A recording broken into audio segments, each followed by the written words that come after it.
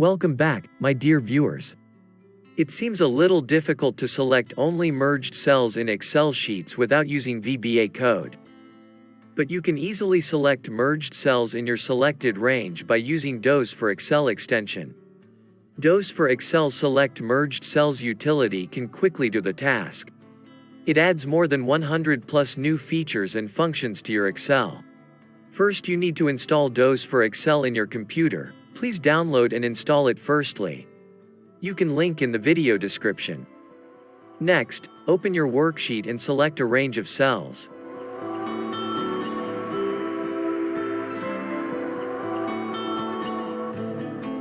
And then apply this function by clicking on DOS menu, navigate to select option and select merged cells.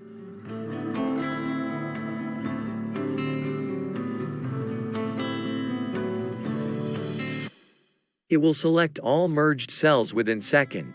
Isn't it great? Okay, so anyways, thank you so much for watching and I see you in the next one.